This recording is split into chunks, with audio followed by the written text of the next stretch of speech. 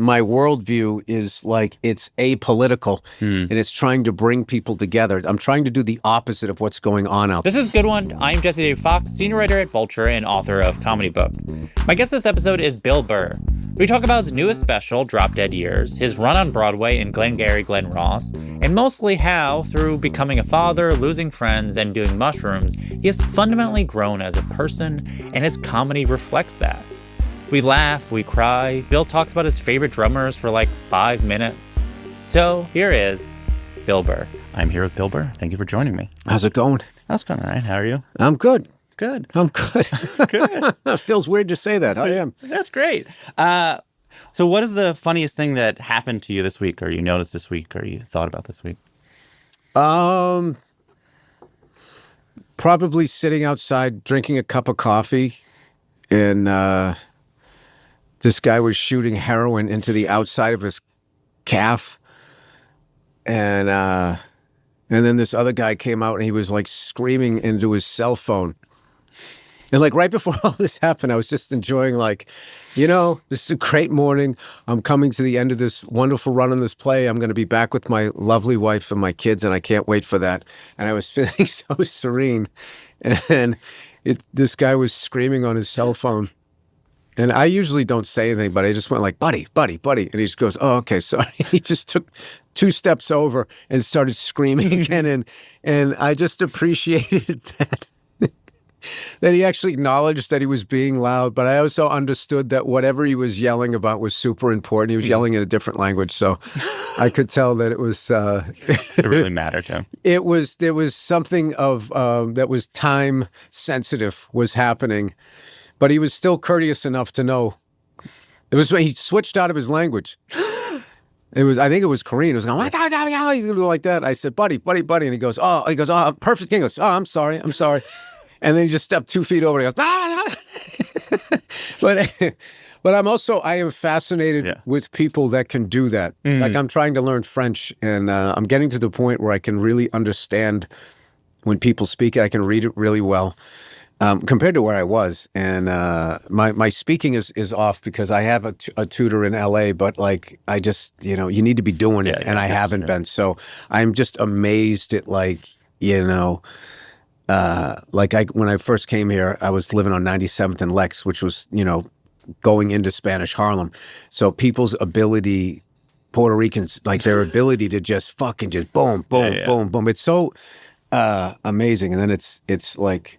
It's weird, like when I hear my people, whitey, be like, fucking speak English or whatever. It's just like, dude, this person, it's like they can speak more than one language, and you're still buying into this, I'm smarter and I'm superior because my skin burns in the sun. Yeah.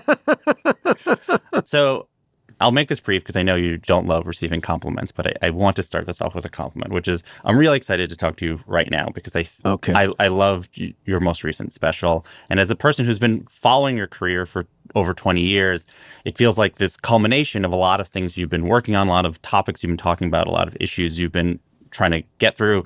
There are jokes where it feels like it's things you've talked about, but the perspective has completely switched. And it's really satisfying as a person who's followed this whole journey. How was that something intentional? Were you realizing that like, oh, this can be almost like a mirror image of a lot of things that I was doing? No, it wasn't. It's just how I've been working on myself. And the result of that is why. So it's something I've been telling comedians, where there's this thing where like, don't go getting happy. You get happy, you're not going to be funny anymore. And it's like, no, it's better because it opens up this whole new worldview. So you're not just like doing the same thing the entire time. You have to keep like, I feel, incrementally changing each year. So there's some sort of forward momentum to what you're doing. And then what happens is people notice the change.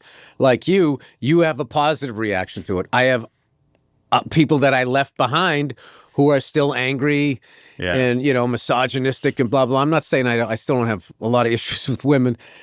I do, but even then it's not them. It has to do with other stuff. I just keep going back and figuring out what it is. So anyway, like I get like, I definitely have like this fall off of the stay angry bro guys that I had, and it's like they're not fans, and like I just think like, well, hey man, I hope you're not angry your whole life. Yeah.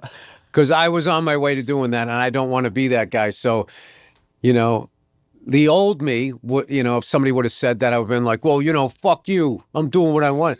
But I can still, even as the person saying you're not as funny as you used to be, I can still have empathy going like, I know what he's saying. Yeah. It's like, don't go to the light because I'm not ready yet. Mm-hmm. Stay here in the bar with me thinking all of this like negative stuff. And it's like, I don't, I don't want to be the Pied Piper of that. I did it. And, I don't want to be, my tombstone. Here lies Bill Burr. He was angry. Like my one fucking life that I had, I did that. So, and I'm also realizing that everybody, it's kind of what it is. You have your shit you have to work out. That's your life sentence, whatever thing that you're doing. There's a few jokes where you can see that, but one that I thought was really interesting is the first joke in the special, which is about being more agreeable with your wife. And I noticed you talk about how it's a breakthrough, and I was listening to you on Conan's podcast in 2018, and you go, this week I had a breakthrough, which is I realized I'm just going to say yes to whatever my wife said. So that was 7 years or so before the special. And that was coming from a place of anger. Yeah. And that was passive aggressive, being like, so evidently what I have to say means fucking nothing. So because I didn't know how to like talk like that stuff out. I will say the joke that's really resonating with men and hopefully with women is talking about how many sad men there are out there. Like, I don't, and like the amount of men that relate to that, the amount of men that are married and are lonely and they're sad and don't feel appreciated. And like the whole like vibe of all of that is, the thing is like, it's usually based on the woman's, happy wife, happy life kind of thing. So you just sort of like, it's a mixer and you just sort of down here and their stuff is up like that. And like, I just feel like as an adult, if you're asking me to be responsible for what I'm doing that's making your day less enjoyable, you can't just be free to do whatever you want. Like I talk to a lot of married guys and I go, what's funny about most married men is you exist on about 3 or 4 compliments a year.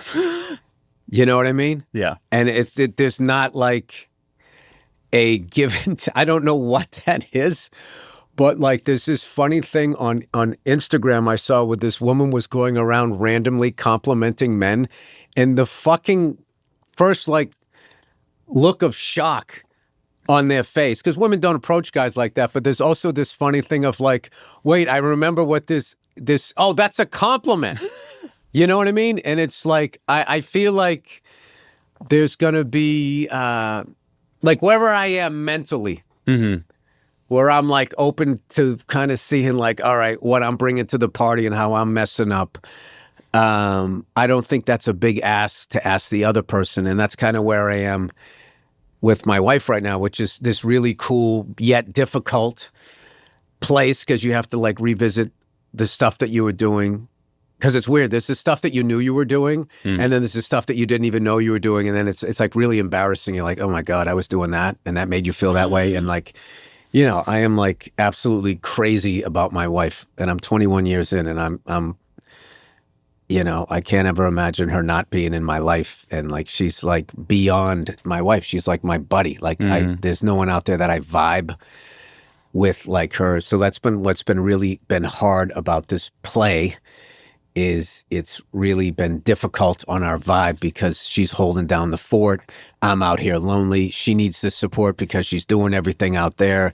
I'm lonely and I'm looking for something. So, it causes like, but what about what I'm going through? And then we got to be like, all right, what are we doing here? What are we doing here? So we kind of came up with this running joke of like, when we started discussing things, if it gets heated, we just go like, we're not fighting. Are we fighting? And it's so silly. Which I think is one of the magic components of my relationship with my wife is that we are both ridiculously silly people.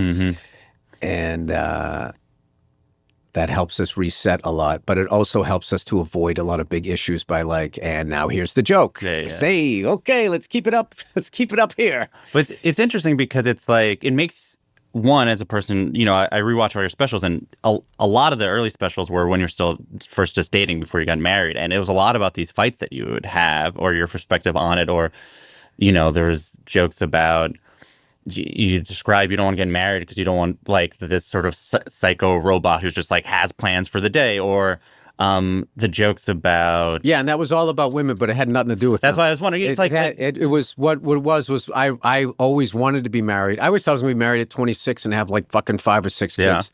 Like if I wasn't fucked up, that's what would have happened. But instead, I was fucked up, so I became a comedian. And then what I did was, I then met a bunch of other comedians, and we were all like, you know, messed up kids with all of this trauma, but it was relatable. So you got sucked into this world that made sense. Yeah. But it was, I mean, it was like when I go back and I just think of the things that we talked about, we were kids. Like as much as you're an adult in your 20s, we were kids. In our worldview and our views of relationships and women and all of that stuff, you know, and it was also like this different time where it was just like, there was really a, you know, there was this pressure to be that guy that, you know, didn't care, and like a woman couldn't hurt you and all of that stupid bravado stuff. And, it was like the nuts running the nut house. So none of us could help each other. In fact, in a lot of ways, I think we made each other, you know, worse before we all got out of it. But what I am proud to say is those of us who got out of it, one of those, like one of the biggest success stories is this comedian, Robert Kelly, who I really think in a lot of ways sets the bar for being a father, like how involved he is in his son's life versus the way he was brought up. And all like, he's one of those guys, you know, you talk about me changing, like Robert Kelly has probably been like 6 or 7 different people since I've met him, and each one was a better version of himself. And, you know, we lived together when we were both at our probably most toxic, and we almost killed each other a couple of times, but none of that happened. We laugh about it now, but like, I look up to him a lot as like when I think about being a father. He's an amazing, amazing, amazing father. Do you regret any of those jokes? I think about, no. Yeah. How do you I don't, because I have what because it was honest. It was where I was. I've never gone on stage and wasn't joking around something, unless I'm just being like, there's also being absurd or whatever. You're just saying something ridiculous over the top. But like, you know, I don't regret those because that's where I was. And if I didn't do that, then what you're seeing me do now wouldn't have like this nice arc to it. And it's like, I feel like somebody who came up like I did can watch the whole thing and see a way out, hopefully, because, you know, the things that happen to you when you're a kid can really, you know, adversely affect the one life you have to live. And then the worst part is, you know, you think, well, I'm not as bad as what happened to me, but you don't understand, like, and your idea of where the middle is, I would say like that's going on with politics right now, where it got so fucking crazy left. What's going on now on the right feels like the middle. And it's like, no, it's just boiling water on the other side. We need to have the depressing thing about traveling is you just meet everybody and everybody's sort of chill and cool. And then you watch CNN and Fox News and it's like, like just it's like this is not an accurate depiction. And it's like, are you doing this on purpose to destroy the country, or is it because there's so many channels, cable is dying, that you need to just show people running around with their heads on fire to get somebody to stop and watch it and get clicks so you can get advertising so you can keep your fucking pool?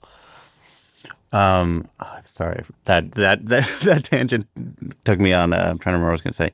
I do that a lot. Don't blame yourself. It's okay. That's You were talking about when I went, when I go back and I look at my stuff, do I regret the things that I've said? Listen, you're always going to regret things that you said, but you can't you obviously, I know now. I mean, I regret betting the fucking, whatever. Yeah. If the Super Bowl this year, you would regret betting the Chiefs because the Eagles were going to fucking kill them. Right? Yeah. So there is that, but it's just you can't beat yourself up for being human. Yeah, I think the question that was the dumb thing when they would do those witch hunts. I went back 3 years in your fucking Twitter account and found out that you said something. Did I make a mistake? Yeah. Was I in a bad mood that day? And you went back 3 years? That's a pretty good run. Well, I think about, ultimately what you're saying is it's about empathy, and specifically you have empathy for, you have the joke about, I think it's in an earlier special where you say something like, where are the wives you can just dump your day out on, right? Or you have the joke about, they say you can never... See, that's still funny because it's so absurd. I know it's so absurd, but But I was also being absurd back then, and then I was learning to be a comedian. Yeah. I'm still learning. So I was also learning the skill of pushing people past what they wanted to hear, getting them to still listen, and then landing it somewhere that wasn't, oh my God, this is going to just be the most ignorant thing ever, and landing it somewhere else. So I was learning how to do, specials aren't just specials. Some of them are transitional. So someone will be like, oh, I really liked, Paper Tiger and then Red Rocks, but blah, blah, blah. We kind of guerrilla shot that thing, to be honest with you. But someone was like, it wasn't quite as good. That was more of a transitional thing. To get, because I was in the middle of undoing a lot of stuff about myself. So I was, or whatever. Someone like Red Rocks better than Paper. I'm not saying, whatever. Yeah. Everybody always has their opinions. But there's specials that are, you're catching somebody, sort of mid-stride, they haven't planted that foot or where they're going to be. So, I'm excited about my new hour that I'm writing because this one is, it's more of my self-examination, but my worldview is it's apolitical and it's trying to bring people together. I'm trying to do the opposite of what's going on out there. Because it's really disturbing to me that states don't like states. This is feeling like we're going to have a civil war if we're not careful here. And when I was growing up, everybody hated the Russians. Now people hate California or Florida or New York or Texas. And it's guys, same team. You're on the same team. People can have different opinions. You know what I mean? And I don't know. I think what this country needs right now is a leader. And are you the leader? No. Okay. No. I don't mean that. I'm talking about politics. Got it.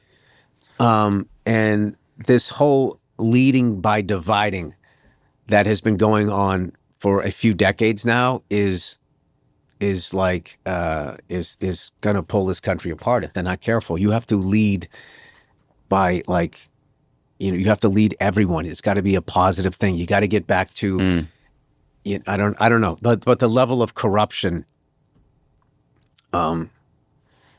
with all of these politicians and how much money they're making from these people who've poisoned our food supply. I mean, and they hook up with the pharmaceutical people. Your job is to go out here and eat poison, get sick, buy the drugs, stay alive long enough, make your claim, have it denied after you paid insurance, and then die, and then have all of that debt passed on to the people. This is... And I can tell you right now, the people who are doing that are not illegal aliens. Yeah.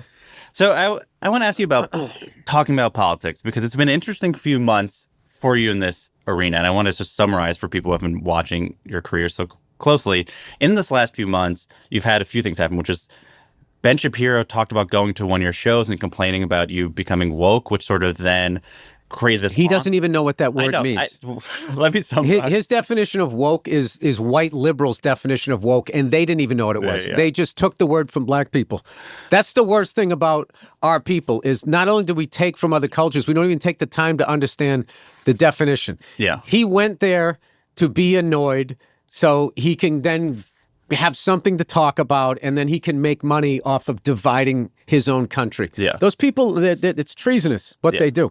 Yes, but to be fair, or not to be fair, the fact is that it worked for what his goal is, which is then it became a thing online where then a certain portion of the right complained about how you're woke. Racist. And more racist. They're racist. Yeah, they send pictures of monkeys to me and my wife. They're fucking horrible people, and they're cowards, and they never say it to your face. Yeah. They never do that.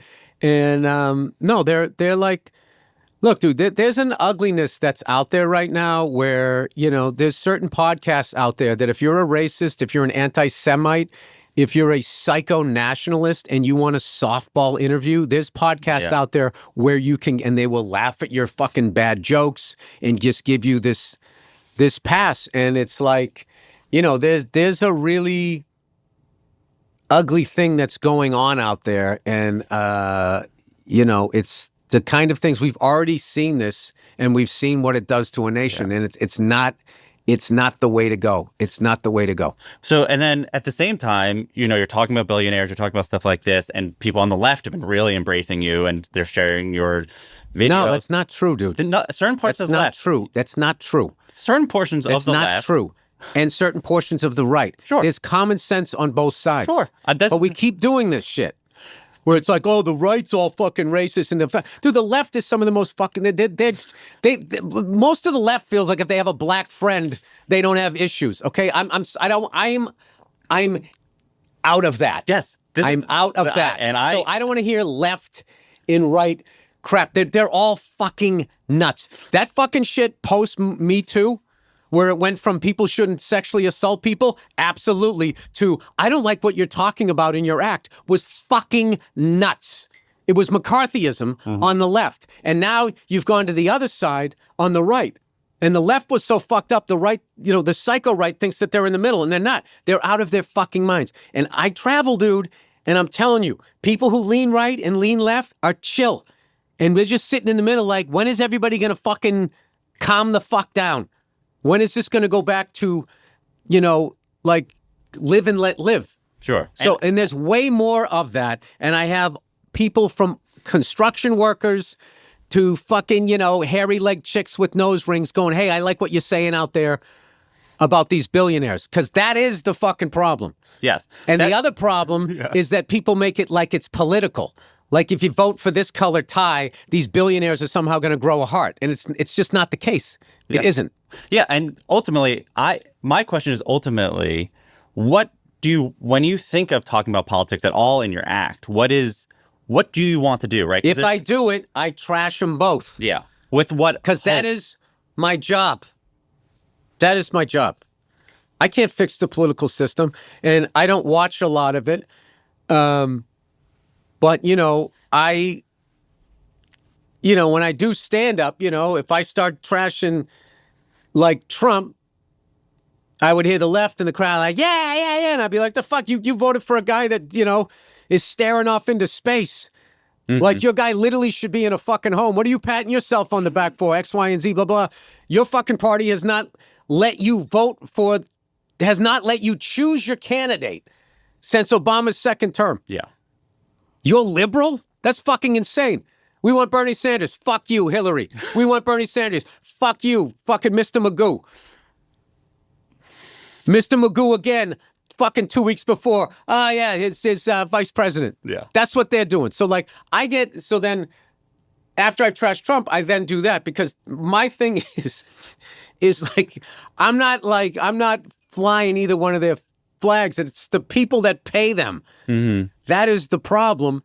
And they're always distracting us with other stuff. So, like, CNN and Fox News are a fucking disease. So is your goal to clear out? Your hope is if I make fun of it, I will clear out the distraction and focus on the... No, what I was doing then was I was just trashing both sides. just to do it. Yeah. Not fine. to do it, but also to just show that it's fucked up. But now I've moved on from that. Got it. To, the puppeteers. Got it. So that's what I'm going to make fun of. So my new perspective is there's nothing wrong with being a billionaire, but if somebody is working 40 hours a week, 160 hours a month, and they can't make their rent, you're not paying them enough money. Maybe you should just be worth $900 million. Yeah. Like, how does a CEO take a fucking 8-figure bonus and none of your employees have dental insurance? They can't even go out and get a filling.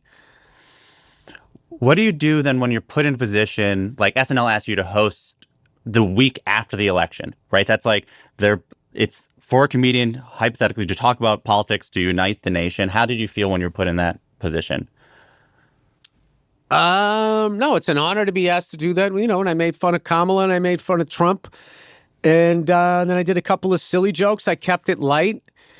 You know, you just, you do what you do. I don't put that level of importance on, excuse me, I don't put that level of importance on my act. What I'm finding is that people keep trying to categorize what it is that you're doing. Like that idiot Ben Shapiro. No, he's woke now. He's like, I don't, that fucking guy, someone came to me and goes, hey man, he was trying to bring me into his fold. At one point, the guy liked me. Yeah.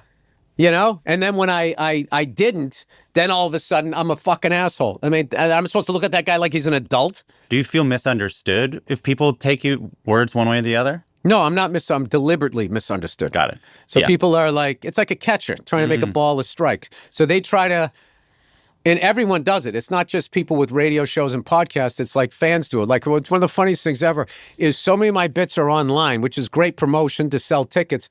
But the names of the jokes, they name them. I was going to ask and I'm like, that's not the name of the joke. That's not the perspective of the joke. I've seen people that teach comedy classes saying, you see what he's doing here and what he's doing, and it's it bothered me at first, and then I'm just like, you know, what do I care? It's just like there's fucking songs that I listened to for 40 years and I thought they were about something, and then I hear the artist go like, no, it wasn't a, like, do you know somebody, I just saw something, I don't know if it's true, but that Buffalo Springfield song, what is that? Stop children. Everybody thought it was about Vietnam. And then the guy, no, they shut down the whiskey that night. And there was cops down there. And it was just sort of about this little rock club in L.A. And it's just like, oh, I thought your song was about what I cared about. Yeah. It was about what you cared about. Like so all the directors of every movie that use that to overscore shots of kids protesting. Have you seen that guy on Instagram where he says every movie becomes better if it ends with Bruce Springsteen's Born to Run in the credits? Oh my God, it's amazing. It's like the end of the Shawshank Redemption. It's so funny. And, you know, Tim Robbins is on the beach and Morgan Freeman's coming up and these two friends. And it's just this really like, wow, what a journey we just watched. And there's Max Weinberg. And it always works. And there's something about that song that makes me feel like I just watched one of those great coming of age movies in the 80s that I watched with all of those actors, you know, from my generation. So, you're talking about the billionaires and politicians stuff. What do you feel, and podcasters, what do you feel about politicians and billionaires who've appeared on podcasts of your peers to try to leverage comedy for their own goals? Oh, dude, it was before that. I remember the first time I saw a president go on the Tonight Show. I thought it was cheapening The Office. It's like they never did that. Like when they used to run for office, they would have the debates, and they wouldn't even go on Meet the Press. So, but I just feel like now that everybody has a camera and blah, blah, blah, it's just so all over the place. I just think the landscape of it has changed. All I can say is personally, I would never do it. I would never have somebody come on that's running for fucking president with my intellect. I'm not going to sit there and be like, so like, what's your foreign policy? Like I would be like within 3 minutes, dude, what was your favorite Super Bowl? And then people be like watching it going, I like that Super Bowl too. I'm going to vote for this guy. It's just like, it's just so far beyond my my wheelhouse. Like I am just that's just way beyond. Like there's a difference between the people that read and the people that are the subject of what you're reading. You know what I mean? There's people that like discover shit and figure shit out. And then there's the people that read it. Like the amount of people that can explain the theory of relativity. That's probably not a lot of people, but they can do it. But then there's this ego thing that because now I can explain it like I'm somehow Einstein adjacent. It's like, no, you're not. You just read some smart shit. Yeah. That was a bit I used to do in my act where it's just like, there's nothing worse than when a dumb person reads because now they think they're smart. It's just like, no, you're just a dumb guy that knows a lot of shit. Yeah. Like intellect to me is how you process information. It's not just reading a bunch of smart shit, putting in your head and then puking it out at people and be like, in 1492, that's not smart. You're torturing people. Yeah. So it's more like how you put stuff together. And like, somebody said to me one time, I go, Bill, you're a really smart guy. And I go, yeah, in a sports bar. You put me in a sports bar and you want me to talk about 70s and 80s sports. I am scoring very high. Yeah. All right. You put me in like that form to have to interview somebody that is going to run for president, and then as the sports bar guy, you're going to see like, yeah, this guy did go to summer school a lot. So, or whatever. It's like you're a smart guy. Compared to what? Yeah. It's all like sort of relative. Like I'm still out. The jury's still out with me with Neil deGrasse Tyson. It's like, is he a good scientist? Because every time I see him, he's talking to somebody like me, and I'm like, is that how the tides work? I had no idea. It's like, he didn't figure that out. Yeah. He learned it. I want to see him sitting down next to another scientist and have the guy be like, wow, Neil, I never looked at it that. Like, I want to see somebody on your level. It's interesting. He does spend a lot of time talking about movies. He doesn't do science a lot. He definitely sits around a lot talking about, it's sort of like a Dr. Phil kind of thing. So he's always looked like a crooked cop to me. He just looks like he would plant a pistol, do one of those and take like a taped up pistol. I think you're probably more right than we've realized. So you talked a little about it earlier, and I want to talk about the growth that you had off stage that then transitioned on stage, and the certain things that happened in your life that led to it. And first was, as you were talking about with Robert, the having kids was a major change. And in your earlier specials, you talk about wanting kids and not knowing if you'd be able to have kids. You said there's a ball of hate in my chest, and I don't know if I can have kids. You'd say stuff like that. I said that? Yeah. That was true. But you now have kids. So before you had kids, what did you expect? And then what did you learn now that you have them? And you know what? It wasn't a ball of hate. It was hurt that turned into that. So what is it like now that I have kids? Yeah. What did you expect, and what have you realized? I realized that I'm a really good dad. And I'm good at it. I'm like, I am in a lot of ways like a big kid, and a lot of raising kids under the age of 10. It's a ground game. Like, so we have all of these games of chasing them around the house, wrestling, going swimming, playing drums. Music's a big thing with me. Like, I expose them to a lot of that stuff. And, but like, what I love is like my kids, like, I was, driving in LA, which is really frustrating for me. And like, I'd gone into my neighborhood like 3 times that day. And every fucking time, it's this random little street. The person in front of me was also going on in that street. And after a while, LA, you just don't want anybody in front of you. You just want, can I just go from this light to that light, have my arm out? Like, I'm so jealous of like people that live in rural areas, that you can buy a classic car or have a motorcycle and go down the street and not have to be fucking like that the whole time. You suffer with your worldview. That's the problem. Sure. But like the car motorcycle aspect of it. So anyways, it's like the 3rd time my daughter's in the car and I'm just going like, what are the odds? What are the friggin', and she's 8 and she goes, Dad, what does it matter? And I go, it does matter. She goes, no, you're being ridiculous. And I literally even like went past my street to go around the block to just not have any. And she said to me, I forget what she said. She goes, Dad, she goes, you're being ridiculous. I go, all right, I am being ridiculous, but I'm also right. And she goes, no, you're not. And we just both started laughing.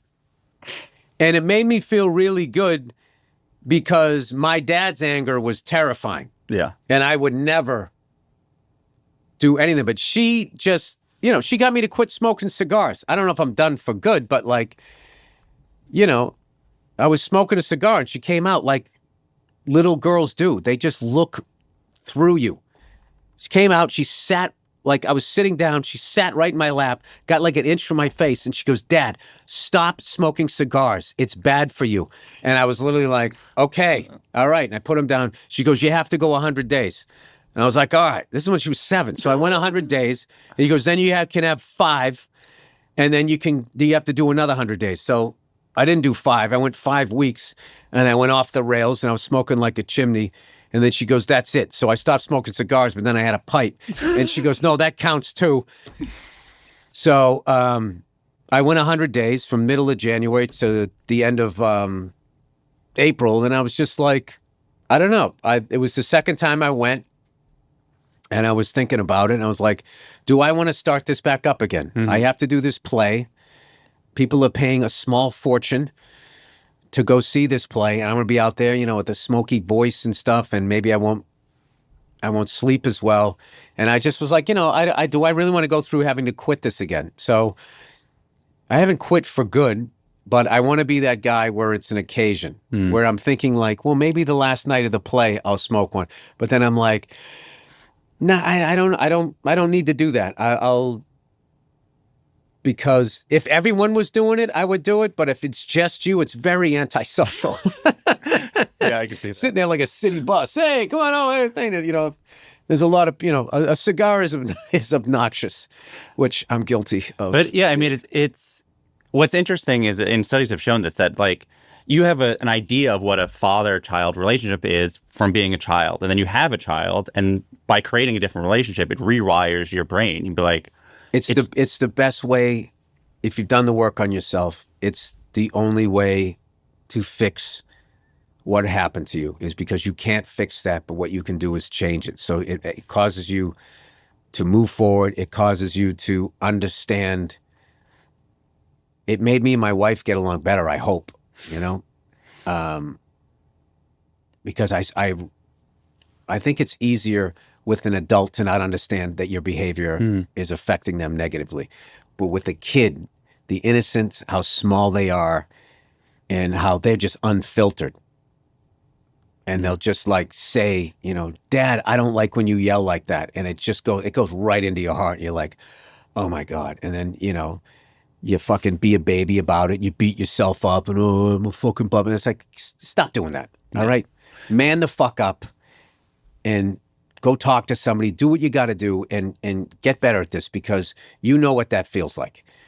And just the fact that my son or my daughter has the ability to tell me that they don't like that, that's not enough. Yeah. I have to stop this. So that's what I love. You know, I snuck back after a show because I've never missed my wife's birthday.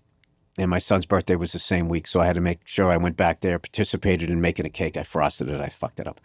But, you know, that going back, one of my favorite things that happened when I came back, other than seeing my family, was that ride with my daughter, and her, like, I was upset, and then she had me laughing, but I just loved, I was like going like, look at how cool our relationship is. Mm-hmm.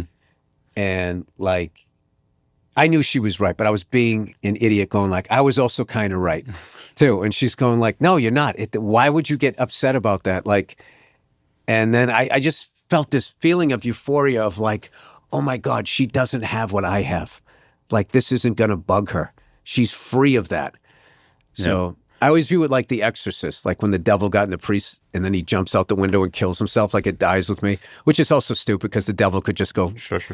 Go into somebody else. He just sort of killed himself. Is that why, for the most part, like, you had kids and you didn't do any material of like, oh, raising kids is so hard, this thing's annoying, you know, like there's a expectation that some might have of like, oh, Bill Burr has kids, get ready for him to complain about all the things comedians have been complaining about having kids. Right. Is it a thing that you actively either don't see or like actively have avoided? No, I love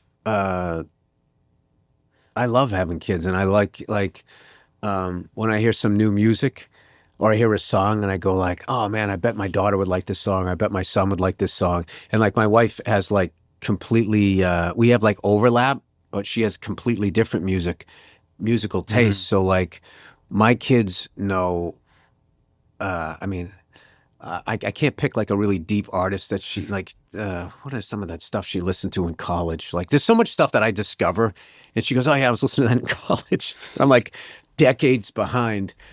But she'll just play like really like like she grew up on like the hip hop R&B from the early 90s, like her teen years, and so she has all of that. She has all that cool college music.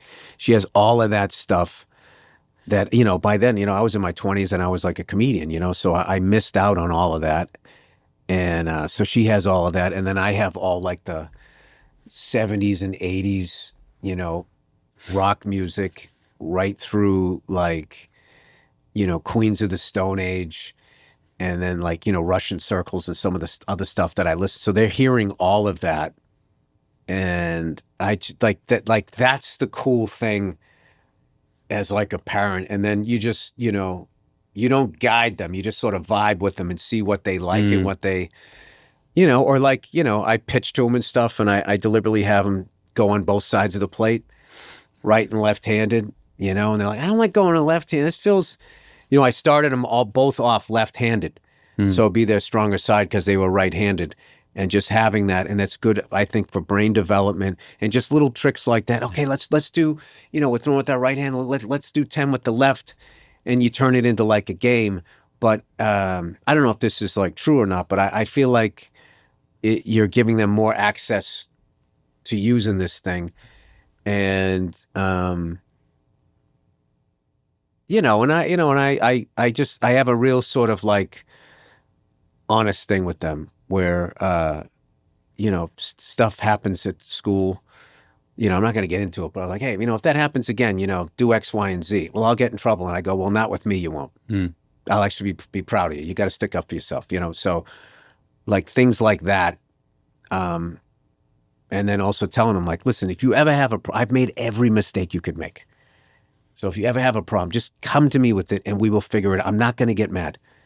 Okay. And if you have a problem and you don't come to me, it's actually going to make me sad that you didn't feel that you could. So I'm doing that early because, there's a lot that young people have to deal with that I didn't have to deal with. There's a lot with this, everyone being connected in this really rude, mean, anonymous way that you can just bully people and all of these punks out there with the anonymous accounts sending out all this racist stuff while calling people snowflakes, and they're like hiding behind the anonymity of it. It's really, I also, I don't understand the internet. Like why, like I can't drop the F-bomb on SNL, but you can upload a beheading video that an 8-year-old, if he knows how to get to it, can go see it. It seems so weird at this point. It's control. Yeah. Because they want to see what you're looking at. They want to build a whole file on you so that you're giving them all this information. And I was just joking with somebody like that whole incognito mode. I press the button. No one knows. It's just, how dumb are you? How dumb are you? Do you think that you're going to go on that? You just press incognito, or I opted out. No cookies. I opted out. Oh, did you? Where's the checks and balances on that? They made you feel good. You pushed a button. Oh no, I turned all of that off on my phone. Okay. The other breakthrough, which you talked about in your last special, Live at the Red Rocks, is you took mushrooms and you had a really transformative experience. Yes. Can you talk about both the, for people who haven't seen that special, the overview of the story and sort of what information you took from it, how it changed how you approached so many different things in your life, from your stand-up to how you see the first time, I took it, it started off the goofy, silly, oh, wow, man, this is wild, And I just took it. I don't even know why I took it. I just got to the age, I was like, am I never going to know what it's like to be tripping? Yeah. And I was really conservative when I was growing up. And I stayed away from, in a good way, I stayed away from a lot of the pitfalls, but I also was, I missed out on a lot of stuff too by being, all walled off. So I just thought, okay, this isn't LSD. This is mushrooms. This is more like a natural thing. Let me try this, and I won't do a lot. I'll do enough to sort of dip my toe into it. Is what I thought was going to happen. And so at first, the fucking TV screens kind of like coming towards me, and stuff was goofy, and I was feeling weird. And then all of a sudden, like this dark, it was what I said in my special was this like profound sense of loneliness. Yeah. So I didn't know what it was. So I had to leave the room, and I went into the bedroom, and I was laying there in the dark, and I was just like, what the fuck, doing that, and I didn't know how to ride out a bad, like I know how to do that now. Mm-hmm. Like one of the last times I did it, I was outside and I was looking at the clouds, and they turned into like these fucking things with like teeth and shit. And I just waved at them. Like, yeah, that's my demons. I know you're there. I got it. And then this other cloud came by with like a sword and just sort of went through them. And it just sort of, and it's like, I'm working on it. I got it. It was funny because my wife afterwards, she goes, I saw you waving at the clouds. What was that? I said, they kind of turned into these demons that will. Hey, yeah, I know. So anyway, I didn't know how to get out of it. So I started going like, oh my God, is this some stuff with me and my wife? I was checking in, and I'm like, no, everything's cool there. I go, no, this isn't my kids. Like, what is this? And, it's this weird thing where you trip. If you kind of ask, you get the answer. It's fucking wild. It's like someone else is talking to you, but I don't know if it's your brain. I don't know what it is. But I said, what is this? And the answers was, this is how you felt growing up. And I was like, and that was just this watershed moment, because how I dealt with my upbringing was I convinced myself I didn't care. Like that was my, if it was an old school sitcom and there was a catchphrase my character would have, it would be, I don't care. I don't give a fuck. I fucking hate myself. Like those things, for one reason, it would always, like, I think in the shower, or like things that happened to me would come out in the shower. And I think it was because I was standing still, where I wasn't moving around and everything. And then, and I would just think about stuff, and then I would just be like, I don't give a fuck. I don't give a fuck, or whatever. And it turned out I did. So then it was this weird thing for like 10 days. I was who I would have been. It was so weird. I was like chill. I was happy. Nothing bothered me. And I was like, wow, this like cured me. And then after 10 days, like an anger that was even more than what I had before came back, because all of that stuff still had happened to me. And then experiencing who I maybe could have been versus who I became, and how many people I hurt, how much I hurt myself, the way I lived and all of that. So then it was this bigger anger, and then I just went into therapy, and I just worked my way through it to where I am now. Yeah, what's amazing is you tell that story in the special at Red Rocks. You told that story at Fenway, I believe. Like, you're getting more personal at a time where you're playing the largest possible venues in like the history of stand-up. How is that? Is there part of you that can, like there's... That's because of musicians. That you can do it? No, musicians, their need to get better and better sound. Because I remember seeing like the Rolling Stones at like Sullivan Stadium where the Patriots played, and the sound wasn't good. And, they were like this big, you couldn't see them. But now they have it so dialed in that as much as you're doing these giant places, your pacing is still the same as doing like a comedy club.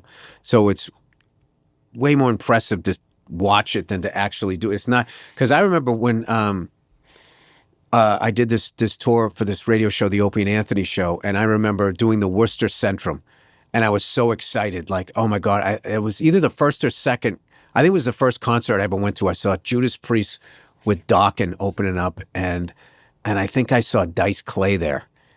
And so to be there on that stage was like, I can't believe, if you ever told young Billy Burr he would be there. And I remember, and this was mid 2000s. And that was when comics, when you played a place that big, it's like, dude, you got to slow down. And the sound would go out, it would slap off the wall, and then it would come back, and you'd hear what you just said. And it was like, you ever get like one of those bad cell phone calls where it does that? It was like that while doing stand-up.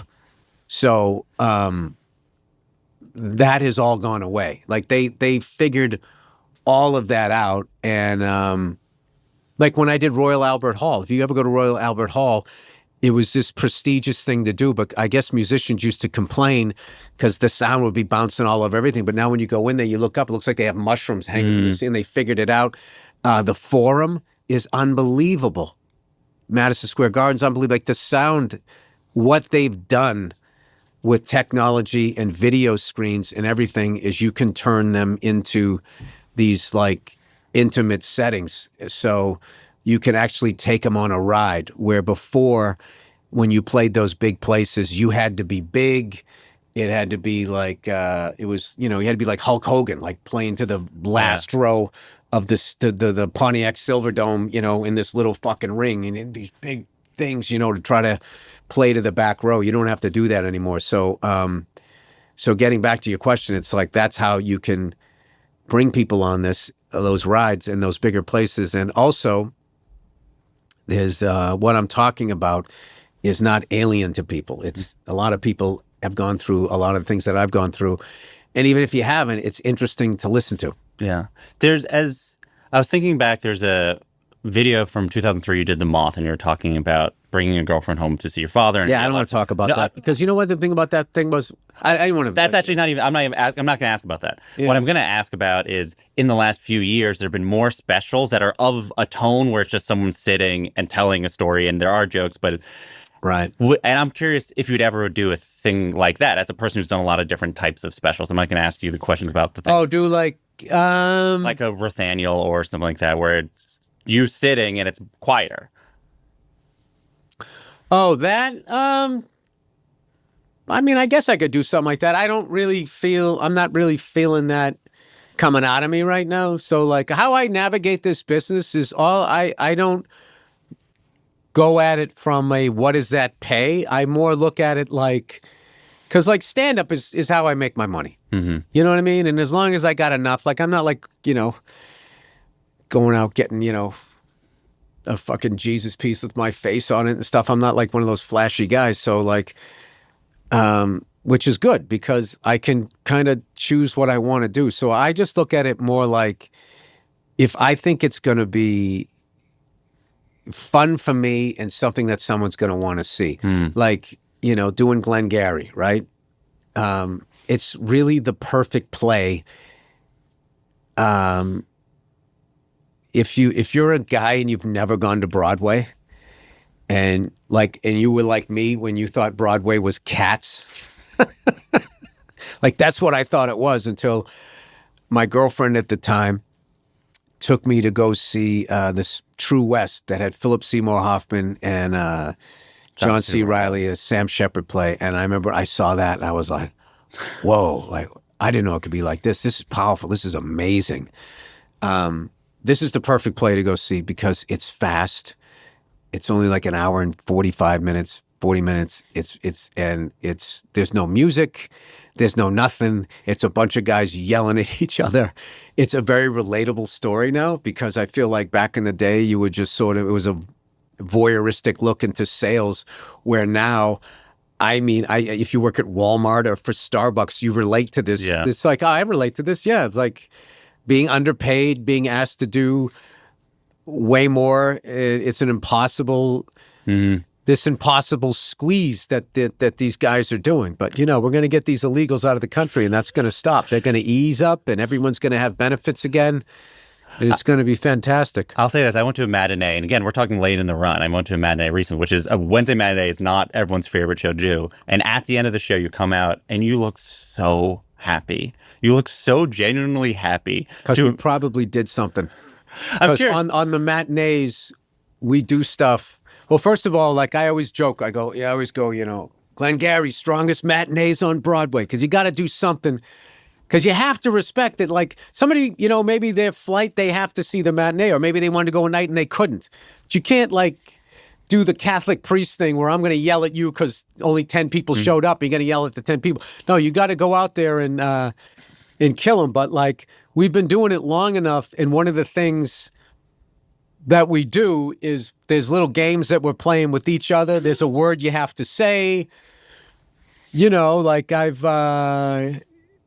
I played my character as closeted in the second act one time just to make him, but I did it upstage. It was mannerisms, and I did it upstage so the crowd couldn't see it, try to make the other actors laugh as I was doing this really, alpha male dialogue, and then maybe just kind of have my hand like that or doing one of these or whatever, where I used to do it like that.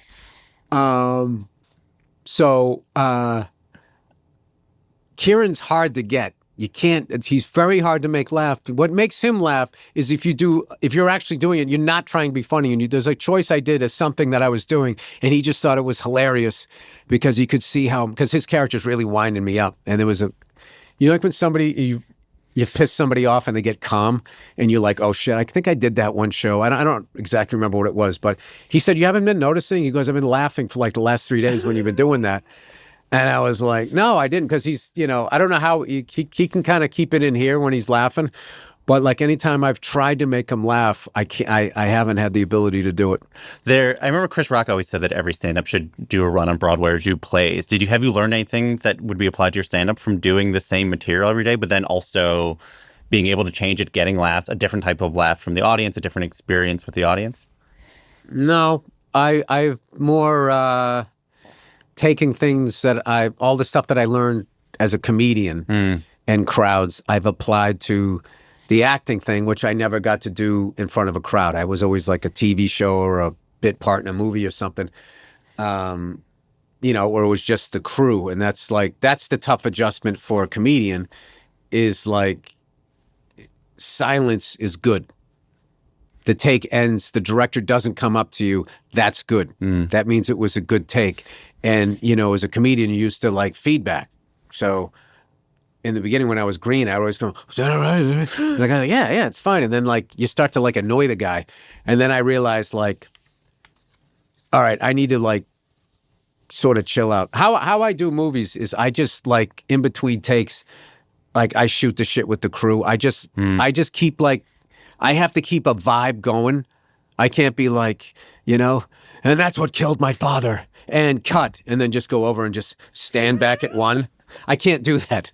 I have to I gotta be keep talking. Up. Yeah. Yeah, you know what I mean? And because I feel like it all just tightens back up again. Everybody has a different thing that I do. I'm definitely one of those shooting the shit and action and then in. One other thing that it feels like influenced this special and a change of perspective is you've lost people close to you. Obviously, the name Drop Dead Years is a direct relationship to the idea that people in your life or yourself can die at any moment. Yep. And specifically, I wanted to ask you about Bob Saget, since seemingly you were close and his death was something that hit you quite hard. And I was wondering if you had a story that captures what he meant to you and what losing him meant to you. Oh, God. Well, first of all, I don't know that I've even accepted it yet, still. See?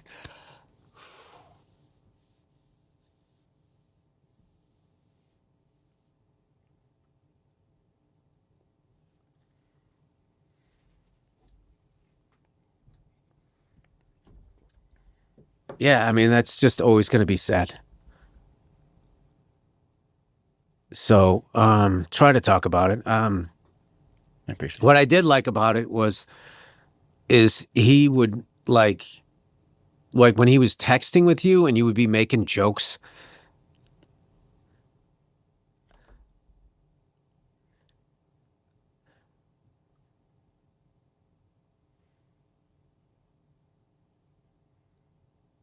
Yeah, that's probably what I missed, because he would do it for hours and he just couldn't get enough of it. And he rooted for younger comics.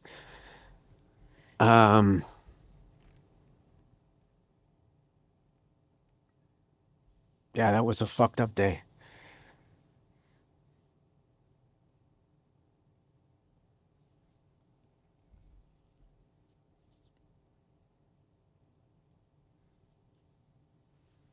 Somebody told me one time, he said, the first 40 years of your life, this is really fucked up. He said, you're gathering people, and the last 40 is losing. And that's like one of the truest things ever.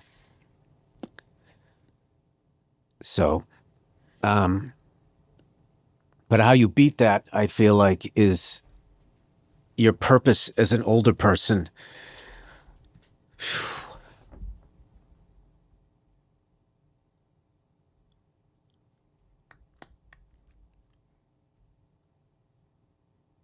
Oh, man. Yeah, it's to help out younger people. Or else you don't really have a purpose and you're just lonely. Hmm.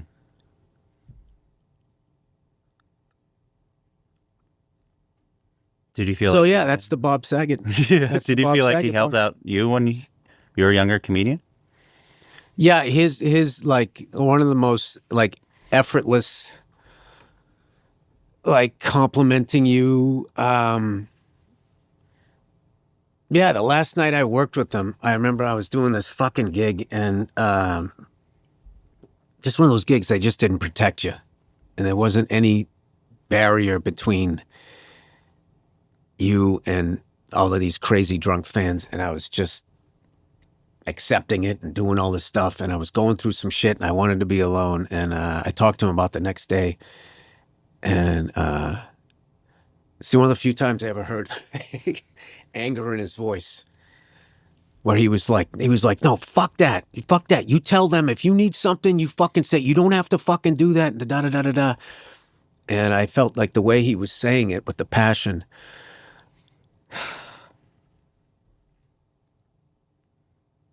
was something that he had gone through. Mm. So, yeah. Thank you for sharing. Yeah, he looked out for you. I appreciate you telling me that story. All right, now what do you want to talk about? So, you appeared at the Conan O'Brien Mark Twain Prize. Yes, I did. What was that experience like? Terrifying. In what way? I've shied away from doing those things because I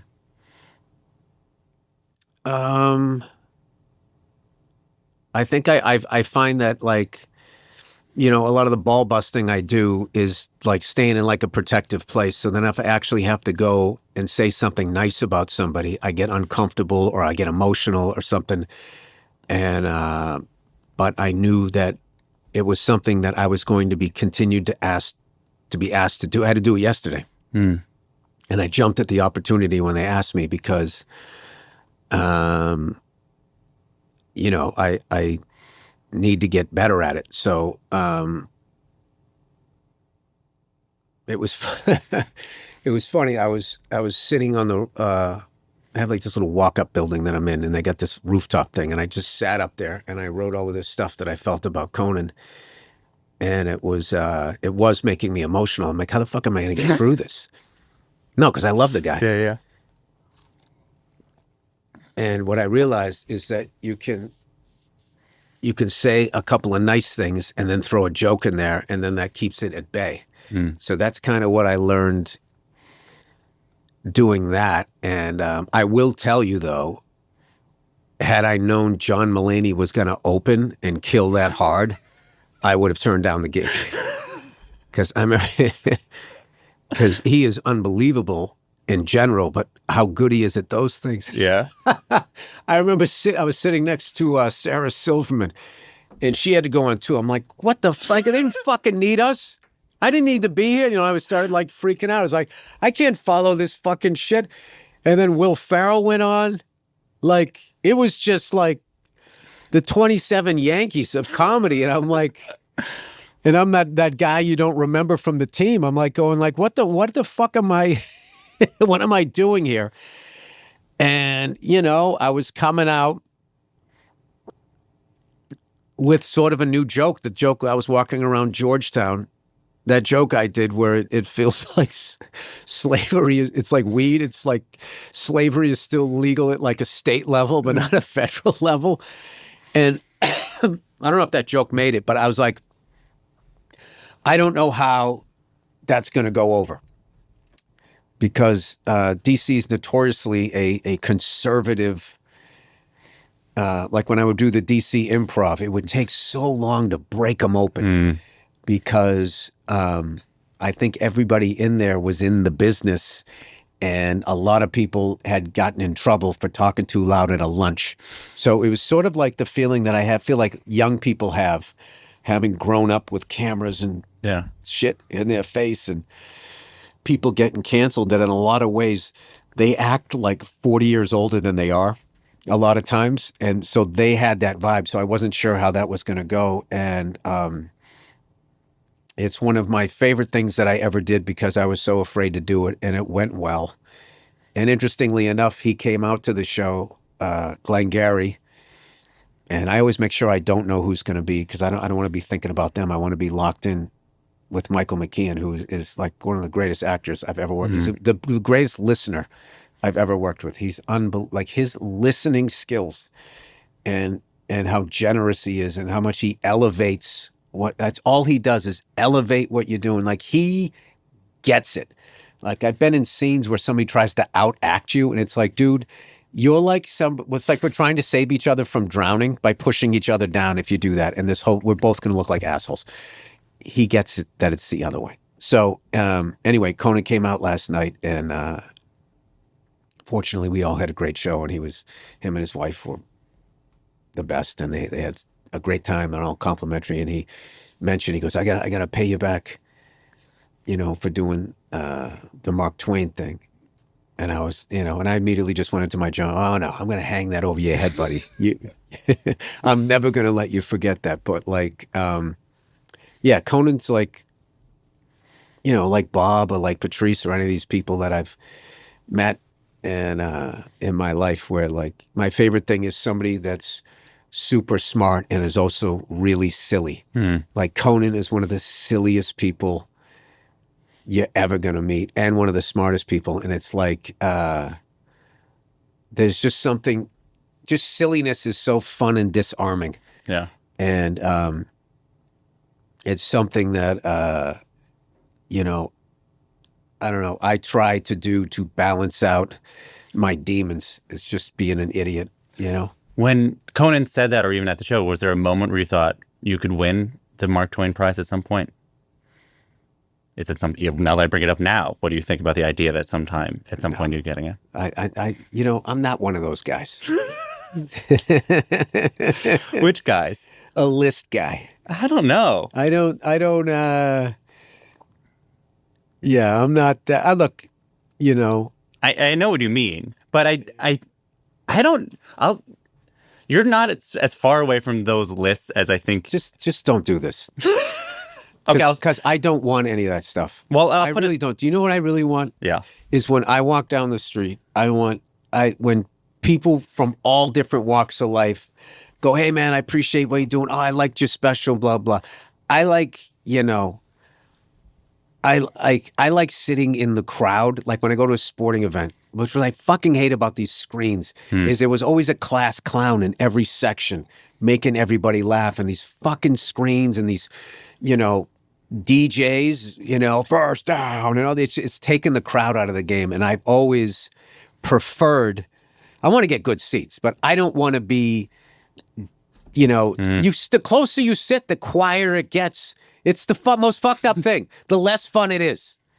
Unless it's like an NBA game where before they had a DJ play the whole time. I remember I saw the Lakers play the Knicks, and Comedy Central had courtside seats. And I sat there and you could hear the shit that they were talking to each other. That was fucking amazing. But everything else, the closer you get, the more money people have, the more less fun it gets. So I was always like a mezzanine level. Like I don't want to be like up there with binoculars and like super fucking shit-faced people, but like I felt like the alcohol intake, the view, everything was like mid. Yeah. I like the mid, whatever the second color row seats are. That's what I like. And I can't imagine sitting some fucking place and listening to 10 of your friends, making them fly across the country to say nice shit about me. Are you really a friend at that point? Why would I do that to you?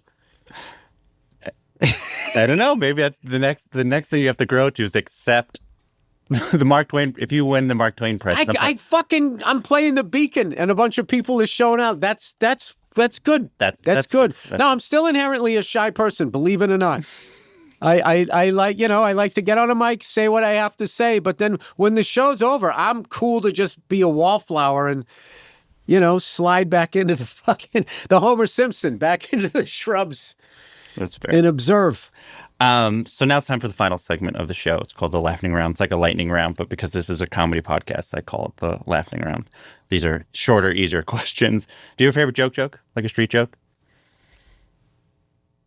The most recent one that I saw was I loved it. I just talked about it on this podcast before this, doing a press tour here. But like, I loved the simplicity, the efficiency of it, and the fact that they didn't even say the name. And like, so many T-shirts aren't funny. This guy was walking down the street, and he had a T-shirt on. It just said, "Is he dead yet?" And I just bursted out laughing. I bursted out laughing that the fact that they didn't even say who he was talking about. I knew he was talking about the hopelessness. Like the hopelessness of like, and it took me back to being a kid, and you were all under like the rule of whatever crazy adult and whatever they had drank or smoked that day, and you're just in this station wagon of like, is it over yet? Can I go to my Legos now? Mm-hmm. Can I just go outside and go climb a tree and fucking sit there and stare off into space and weird out a couple of squirrels? Like what the like it was just so. It was the perfect expression of hopelessness with humor. I just thought it was so. Whether you agree with it or not, it's funny. Mm-hmm. It's fucking funny. And these last two guys. Joe Biden and Donald Trump, it is just endless hopelessness. The two of them, it's just so fucking hopeless. And you're just thinking like, how did we end up here? How are those the two choices back to back? That's all we got? Back to back. Boom. Well, no, Hillary was the other one. Oh, yeah. Oh, choices. Yeah, like how is this is all we got? Like, remember Obama, McCain? Those were serious, like, a war hero, POW survivor. They could give, like, a speech. Yeah. They were educated. They had their faculties. Whether you liked who won or whatever, they were like, smart. Yeah. Is there a joke you wish you could steal? A joke from another comedian that you wish you could have told? That's endless. That's everything Dave Attell has even thought of. Mm-hmm. I'm nervous to quote the jokes because I don't know if somebody has documented them yet, and I don't want to burn their material. But like, oh my god, I would. Yeah, I mean. Dave Attell is like, what's funny? Because I'm a storyteller. What I love is the joke writers. Dave Attell, Todd Barry, Mark Norman. And then like younger kids, there's this kid, Robert Powell III. I'm trying to put together this thing to do a special with him. He did the Patrice benefit, not this year, the year before. Just an incredible comedian. And then there's other people that are like performers. Like the first time I saw Fortune Feimster, I saw her at the OR at the Comedy Store, and she just like blew me away when she was talking about this childhood friend that she had a crush on, and she didn't realize, that maybe it was more than a crush, and just the way she did the joke, and it was like the punchline. When she screamed, because she's my best friend, it was like Chris Farley level power. And I was just like, because I'm still a huge fan of stand-up. Yeah. And as an old guy now, I get so excited when I see somebody young and I know they're going to be great. And you're like, it's going to be all right. Like this generation still likes jokes. Like, it's so funny. Like, because I feel like now that the economy is bad and like, you know, ticket sales are, it's hard. You know, people are hurting out there. And I feel like the industry will be like, people don't like stand-up comedy anymore. Like, that's how they look because they're so like reptilian. Yeah. And it's just like, you know, people don't like to laugh anymore. Yeah, we're going to take a break from laughing. Yeah, like you don't think it might be inflation? Yeah. And that there's these fucking nerd billionaires out there saying, I want my employees to come to work terrified, go to bed terrified, wake up terrified. I mean, you don't think it's that, you know? Then they're terrified to go out and spend any fucking money. But let's blame the clowns. Mm-hmm. Do you have a short story of an interaction with a legendary comedian, living or dead, you're willing to share? Oh.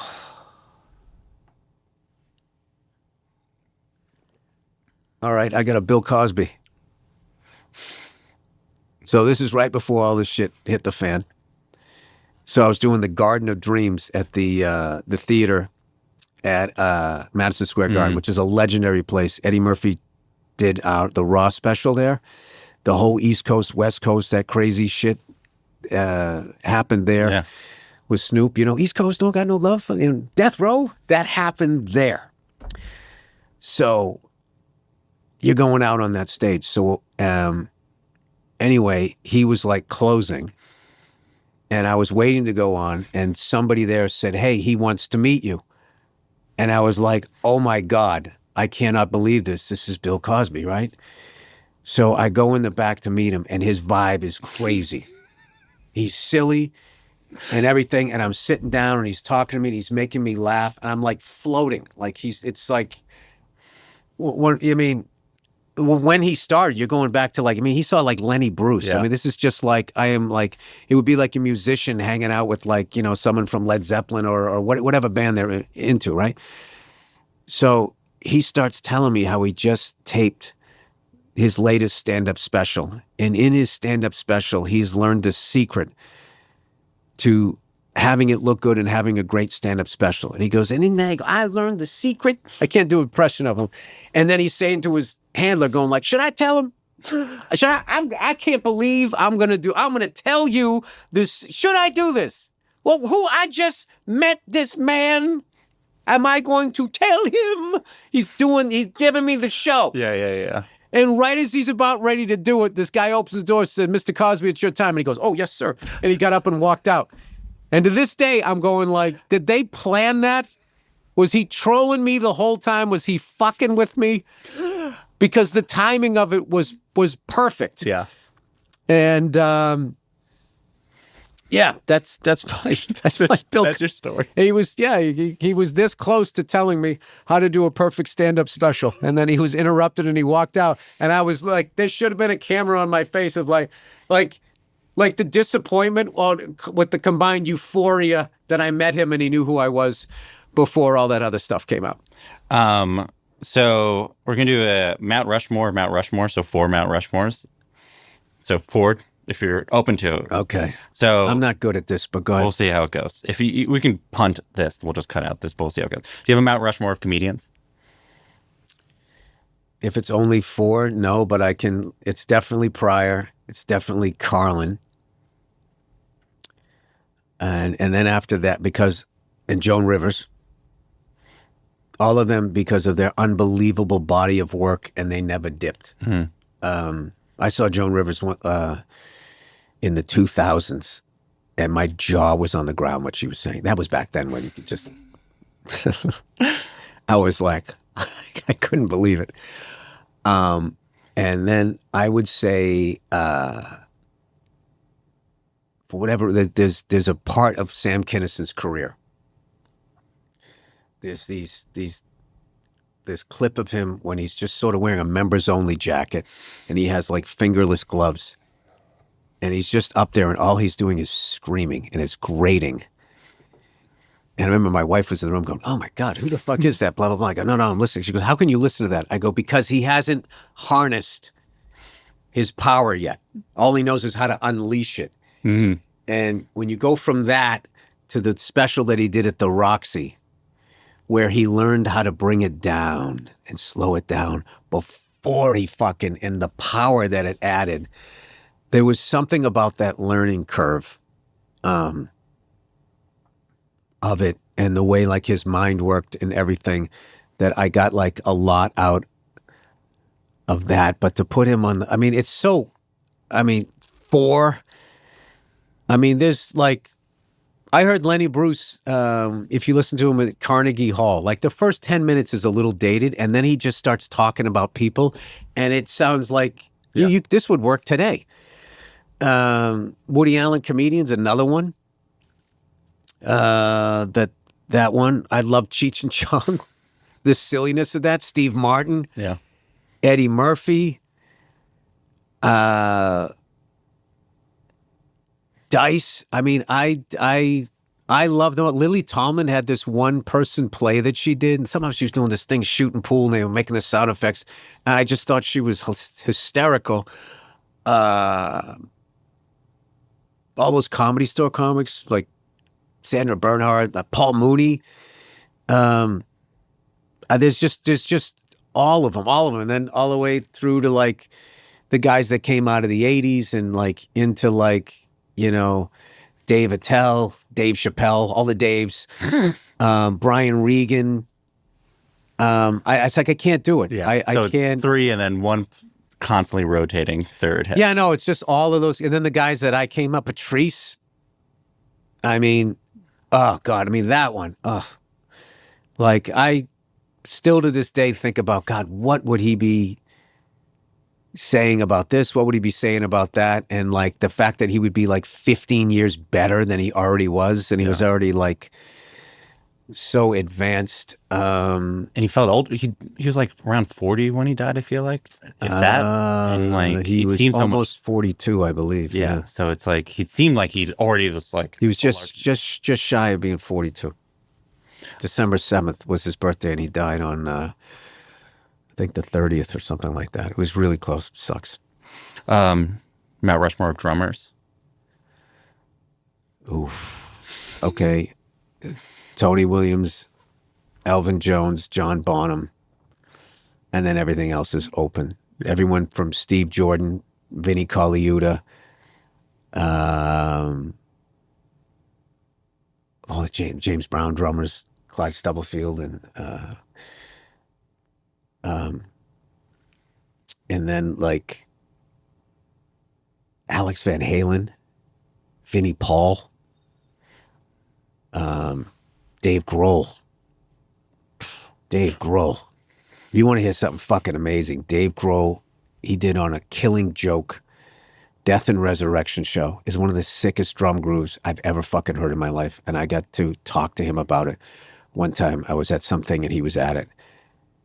And, you know, he just, he's fucking cool as shit. And just, I know I'm forgetting other people. John Theodore, all of his work from Mars Volta, One Day as a Lion, the stuff that he's doing now with Queens. I think they're coming to the show tonight.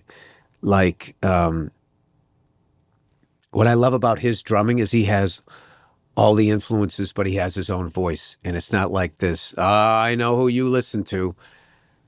What was that? What's that fucking song? I was listening to it yesterday. It was something that he played with Mars Volta. And like just completely disintegrated the whole snare on 2 and 4. What was that? So the songs, half of them are in Spanish, so I don't know how to say them. But the guitar riff is just like da na na na na na na na, yeah, da na na da na, something like that. And he instead of him just playing like a double bass, something like that, he played just like single kick. It was just like boom boom boom boom that boom boom that. This fucking insane with all of these ghost notes and fucking intricate shit with the high. And I just remember hearing that, and it's just one of those things like you're like a dog. Your head just feels like, what is that? And then these fucking kids on like, you know, Instagram now, all those young black drummers that started in the church, like they're the perfect melding of everything. They like usually there's the chops guy and the groove guy, they're all of it. Yeah, kids who have access to all. They can play for the fucking song, or if you want them to go Keith Moon in further outer space than Keith Moon, like. Oh, fuck. There's another guy I was just thinking of. I forget his name. Getting old. I forget the names. You know the guy who sings Dreamweaver? He just passed away. Like, listen to that album. Listen to the Adam Nussbaum or somebody played it. The drums. Like, I love the 70s sounds drums. They're really dry. And I hate the 80s sound. So funny because I came up in the 80s and that whatever the fuck they did compressed it and then the reverb and it. Which I heard was an accident in a studio. I think Peter Gabriel accidentally stumbled. Some mic was on.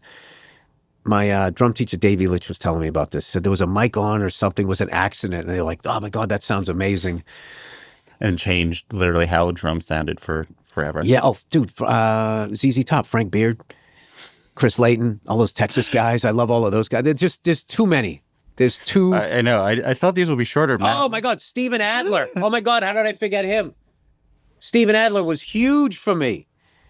Huge educational drummer because everybody had these giant fucking kits. You would go to see a band and they're playing like AC/DC 4/4 and the guy would have a double bass drum kit, 3 or 4 up, 2 down, a fucking, gong back there. It was like, big hair, big drum kits. Dude, there was some guys, they only had the second pedal for when they took a solo. And they would just be playing quads going around, and we didn't know anything. It's like, that guy's playing the same lick. He's just voicing it all around the kit, and we think he's going fucking nuts. And it was really just like 3 different, I don't know. But I would say like I think that the greatest of all time is Tony Williams. Yeah. Because he just had it all. He had the power, he had all, oh my God, you want to hear a Tony Williams 4 and More taped at Lincoln Center, and he is playing like he was doing shit they had to they didn't have names for what he was doing yet. I think they turned it metric modulation and he's got the most beautiful sounding dry ride, 1,000,000 miles an hour. How the stick didn't catch on fire is unbelievable. And the story I heard, which I don't know if it's true or not, was right before they went out on stage, Miles told them, by the way, this is a benefit, so none of you guys are getting paid. So they were upset. I don't know if that's true or not, but it's one of the most, people talk about speed metal and shit like that. Tomas Hockey from fucking Meshuggah's another guy. People talk about that fucking music. It's like, you want to hear fucking speed metal before speed metal? Listen to Tony Williams on 4 and More.